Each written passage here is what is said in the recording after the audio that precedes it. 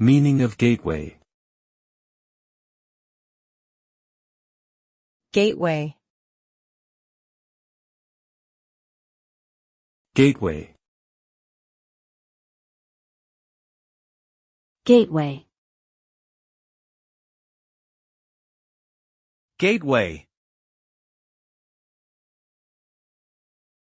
Gateway refers to a point of entry or an access point that provides connectivity to other networks or systems.